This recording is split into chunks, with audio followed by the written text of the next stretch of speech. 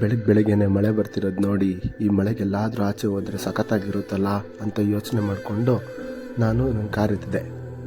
Hello ನಮಸ್ಕಾರ ಎಲ್ಲರಿಗೂ. ನಾವಿವತ್ತು ಹೋಗ್ತಿರೋದು ಮೈಸೂರು ಕಡೆಗೆ. ಇವತ್ತು ವೀಕ್ ಡೇ ಆಗಿದ್ದರಿಂದ ಟ್ರಾಫಿಕ್ ಏನೂ ಇರಲಿಲ್ಲ.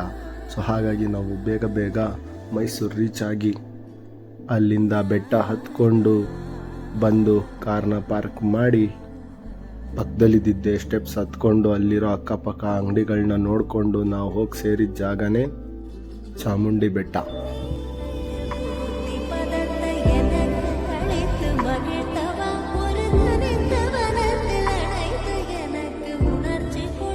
ವೀಕ್ ಡೇ ಆಗಿದ್ದರಿಂದ ಅಷ್ಟೊಂದೇನು ರಶ್ ಇರಲಿಲ್ಲ. ಸೊ ಜನರಲ್ ದರ್ಶನದಲ್ಲೇ ಹೋಗಿ ಬೇಗ ದೇವರ ದರ್ಶನ ಮಾಡಿಕೊಂಡು ಹಾಗೆ ಆಚೆ ಬಂದು ಏನಾದರೂ ತಿನ್ನೋಣ ಅಂತ ನೋಡ್ತಿದ್ವಿ. ಆಗ ನಮಗೆ ಪೈನಾಪಲ್ ಅಂಗಡಿ ಕಾಣಿಸ್ತು. ಸೊ ಅಲ್ಲೊಂದು ಪೈನಾಪಲ್ ತೊಗೊಂಡು ಹಾಗೆ ಅದನ್ನು ತಿಂತ ತುಂಬ ವರ್ಷ ಆಯಿತು ಮಹಿಷಾಸುರನ ಸ್ಟ್ಯಾಚು ನೋಡಿಲ್ಲ ಅಂತ ಹೋಗಿ ನೋಡೋಣ ಅಂತ ಹೋದ್ವಿ.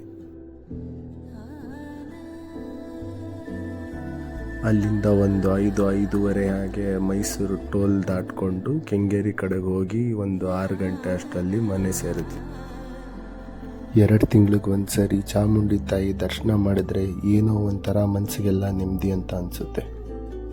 ನಿಮಗೂ ಹಾಗೆ ಅನಿಸುತ್ತಾ ಅಂತ ಕಮೆಂಟಲ್ಲಿ ತಿಳಿಸಿ.